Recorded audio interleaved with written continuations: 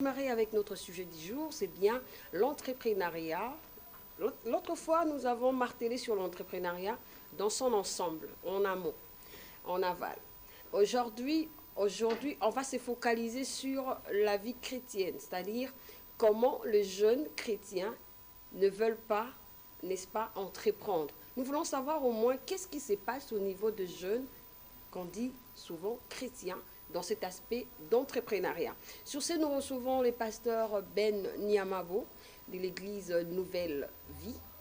Voilà, bonjour, comment allez-vous? Bonjour, très bien. Ah d'accord, la santé, Oui, tout va bien. très bien.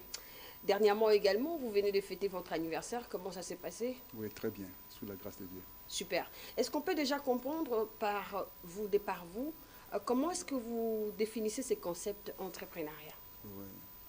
Le concept entrepreneuriat, c'est un concept qui signifie, c'est l'effet d'entreprendre. Okay. L'effet d'entreprendre, on fait allusion au fait d'identifier les opportunités et puis pour créer la valeur. Et ce terme ici, entrepreneuriat, déjà, avec le monde scientifique, on mélange entrepreneuriat et innovation. Okay. Il faut dire entrepreneuriat et innovation. Très intéressant. Mais qu'est-ce que vous constatez dans les églises, vu que vous êtes l'un d'entre eux, c'est-à-dire vous êtes un de représentants du nom de Jésus-Christ dans les églises du Seigneur. Qu'est-ce que vous observez dans la vie des enfants de Dieu par rapport à l'entrepreneuriat? Avant d'entrer dans le bain, au fait. Ok. Par rapport à l'entrepreneuriat, d'entrée léger, tout le monde veut seulement marcher sur des sentiers bâtis. Donc, départ à l'université, les gens sont déjà mal configurés en forme de demandeurs d'emploi. Ok. Ouais, je pense qu'il faut réformer même notre programme scolaire.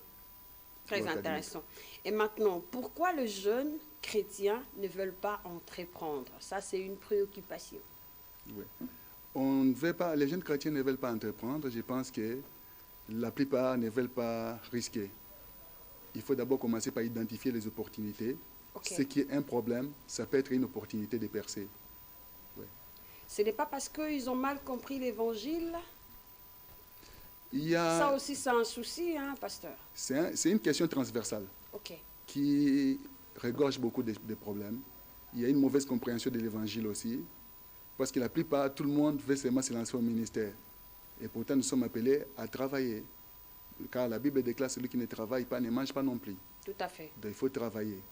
Même quand Dieu avait créé Adam, il lui a donné la terre pour travailler, pour cultiver les jardins et les garder. Et nous sommes appelés à travailler là-dessus. Et qu'est-ce qu'on va dire du verset qui dit « Enseigne-moi à compter mes jours » ?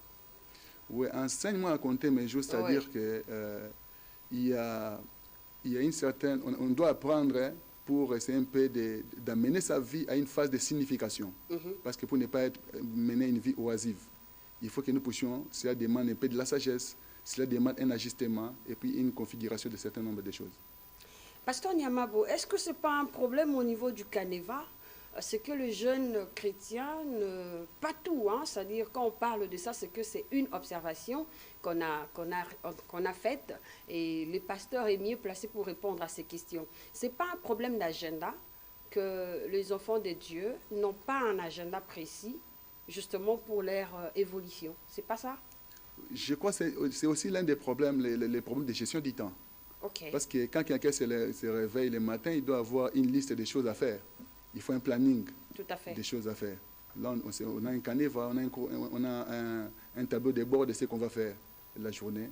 Et c'est là, et vous allez commencer à ajuster votre programme en fonction de la liste des choses à faire. Et il y a aussi des églises qui retiennent les enfants de Dieu du matin au soir. Comment ou quand est-ce qu'ils vont entreprendre par rapport au talent que Dieu leur a offert? Je crois que là aussi, les bas blessent. Dans les églises, il faut vraiment qu'il y ait un ajustement des programmes. Okay. Il faut faire des programmes équilibrés. Il n'y a pas que la vie spirituelle, il faut qu'il y ait l'interactivité entre la vie sociale et la vie spirituelle. Les gens doivent travailler. Okay. Comme la Bible déclare dans Thessaloniciens, celui qui ne travaille pas ne mange pas. Voilà. Et les téléspectateurs, vous qui nous suivez, faites-nous parvenir vos textos justement à cette grande question. Je sais que ça vous range, mais le pasteur est justement venu pour répondre à cette question, justement pour bien préparer l'an 2021 par la grâce de Dieu. Pasteur, je reviens à vous. Parlez-nous un peu de votre église. Parlez-nous un peu de jeunes de votre église. Oui, notre église, c'est le centre évangélique francophone Vie Nouvelle, Ok. qui est à Mongafula, une extension de l'église de la Borne.